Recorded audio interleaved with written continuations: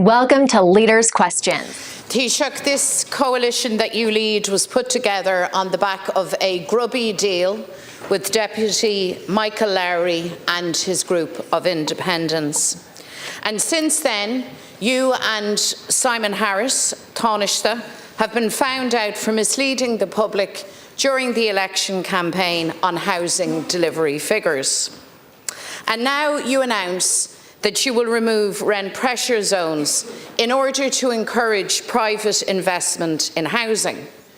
In other words, you will remove the only modest protection afforded renters under your government and leave them at the mercy of greedy corporate landlords. That is your plan. It's further reported in the media, Taoiseach, that you've warned your party members to brace themselves for what you have called unpopular decisions on housing that will be taken. Taoiseach, what are those decisions? The Fianna Fáil and Fine Gael record is one of sky-high house prices, rip-off rent, and truly shameful record levels of homelessness. You may cast yourself as a new government, but you're not bringing new ideas, constructive ideas to the table. No, it's more of the same. Who has your ear, Taoiseach? Who are you listening to? Because you're singing from the same hymn sheet as the lobby groups for big institutional property funds. Institutional funds are an easy mark for abuse and misrepresentation. That's Pat Farrell.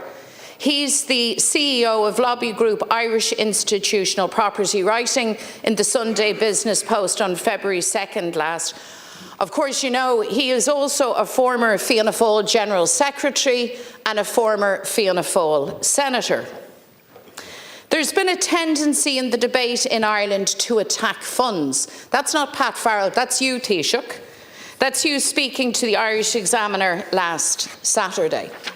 So Fianna Fáil are back in government once again, being led by the nose by lobbyists, defending the interests of big property funds, housing policy being shaped again by those who stand to make massive profit.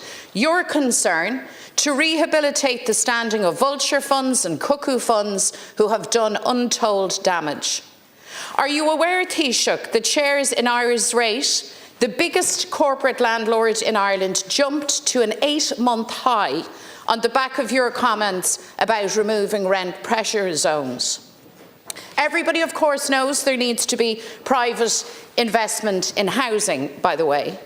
But we also need that we do not require government giving carte blanche to these funds to enter the Irish market with their free hand and to rip people off. You see, that's the approach that got us into this mess.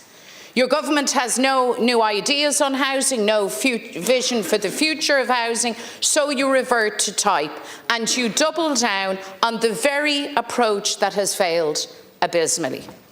Is léir nach bhfuil tuairimí nua ar bith, maidir le tuithíocht ag an rialtas seo atá nua Maria, sa cuí ana bhfuil siad ag glútáil mar a bheith cuile den na cistí rachmasacha réad Vienna. So Taoiseach, why will you punish renters? And what are these unpopular decisions that you and your Fianna Fáil colleagues are discussing? Thank you. Taoiseach to respond. Well, dús baire sotla marag bhfuil an tata dara ginch an brega ríist ní léadrón crín in échar sa bhéad a dúirt agus sa solcan scéile nach bhfuil sí sásta díspóireacht substantiúil a bheithguing I ggóhéics cuasaí tíochta. I regret that the normal service has restored on the opposition benches. The very real progress that actually has been made over the last 4 years is ignored. And then, wildly representing what has been said. Wildly representing. So the leader of Sinn Féin says, I've announced. I didn't announce anything. But anyway, park that for a moment. The misrepresentation goes on and goes on. And the bottom line is, I'm 2 weeks elected Taoiseach. I haven't spoken to any. I haven't spoken to Irish Reid. I haven't spoken to any of those that you announced, okay? I have spoken to officials in my own department, spoken to officials in the Department of Housing, and I don't know whether you have been paying attention or not, Deputy, but you do know, don't you, that the Department of Housing last year commissioned the Housing Agency. They did a review of the rent pressure zones. They asked the Housing Agency to conduct a specific review of the RPZs. I presume you knew that, or else you're not paying attention, and this is all a charade. And the reason they did that, because they want to analyse it, because Owner Bryn himself said last year in May that he claimed that the rent pressure zones were broken. That's what he said. And they're due to report by the end of Q1 of this year, the Housing Agency is. And as we know, the legislation that gave rise to the RPZs is due to expire at the end of 2025.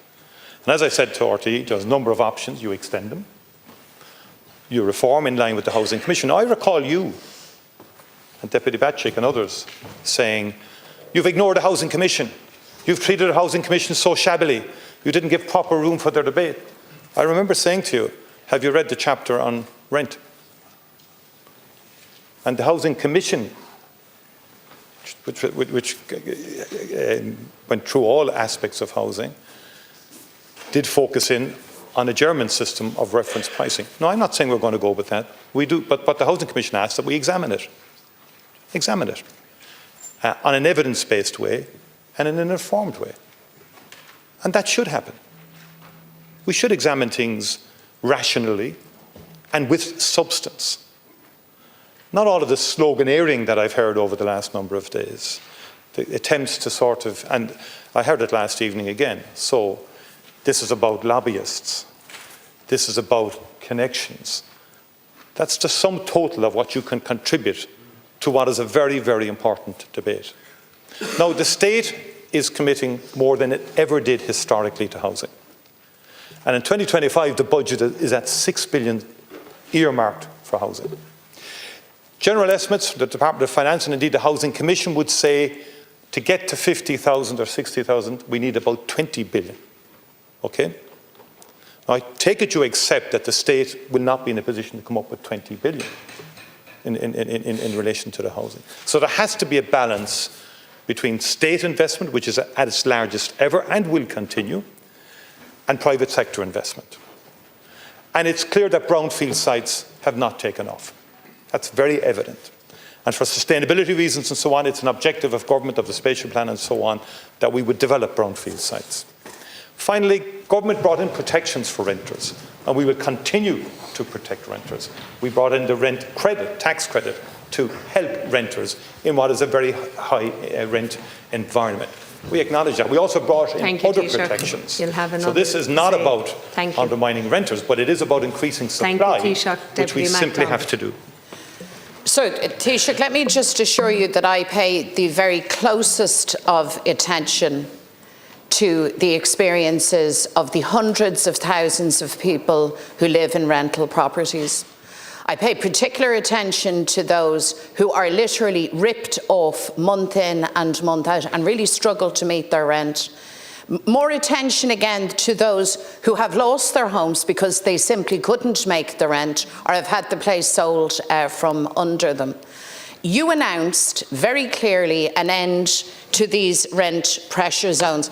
The Taoiseach, by the way, disagrees with you, and he has accused you, it seems, of making up policy on the hoof. So there seems to be some division in government. What there is absolute clarity on is your concern and priority is for these funds, for their reputation and standing, and for their ability to have what you call a stable environment to return big profits. Nowhere in your pronouncements has there been any concern for renters, for control of rent. And what you ought to do is cut rents and freeze them. You won't do that. Instead, you propose to remove the single protection that they are currently afforded. I presume you received Threshold's general election manifesto submission. I presume you did. They have a very interesting recommendation to all political parties in respect of RPZs and long-term rental stability. But you've referenced funds and lobbyists and so on. I mean, I think the lobbying register makes for very interesting reading in terms of the high level of activity of your spokesman, Owner Bryn. All the various companies that he has met. Glenveagh Properties, Vulcan Consulting, Cairn Homes, IBEC on behalf of Property Industry Ireland, Irish Institutional Property, Irish Residential Properties REIT, the CIF, Tetrac Capital Limited, Hines Real Estate Ireland Limited, Beaconshaw Limited, Hibernia Real Estate Group, the Ronan Group Real Estate in terms of the gas bottle site, Cosgrave Property Group, Bartra Capital. Spokesperson Ona Bryn has met all of these, and yet the full attempt by you and your party over the last number of days has been trying to sort of smear me and others and by association say we're responding to lobbyists. We're not. It's hypocrisy of the worst kind, and it just sums up the shallowness of your approach. I'm interested in Taoiseach, thank you, Deputy. There is no point of order. There is actually. The Taoiseach, I think, took advantage, perhaps, of you not following. It's not a point of order. He accused me. He called me a liar. I did not Bhí on Éireann, he said, so I would like him to remove that from the record. Thank you. I would ask you to withdraw. If you made those remarks, I am not aware that did you call Deputy McDonald a liar? Right? Well, I would say, well, there is a salient ruling. Please resume your seat.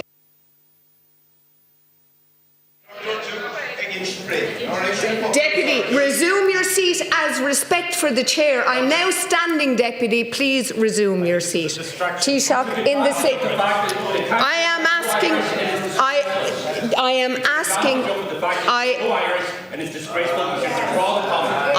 I will address if the Taoiseach has made the remarks in translation. Well, Taoiseach, I think.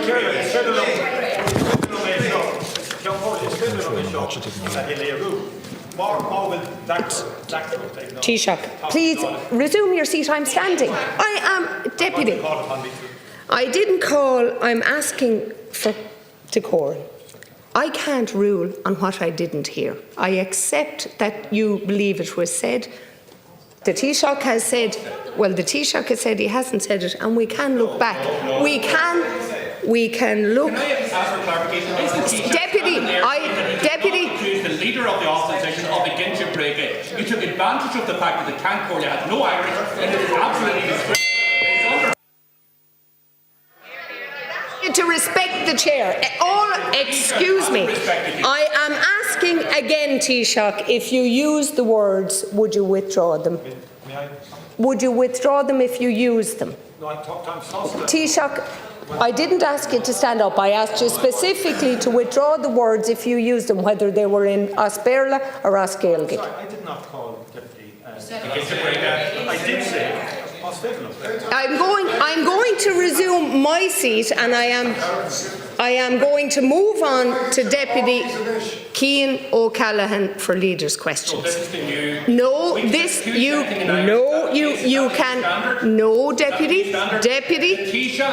Deputy, resume your seat. Deputy. And you took advantage of the Cancordia, and you're taking advantage of the Irish language in doing that also. Disgraceful.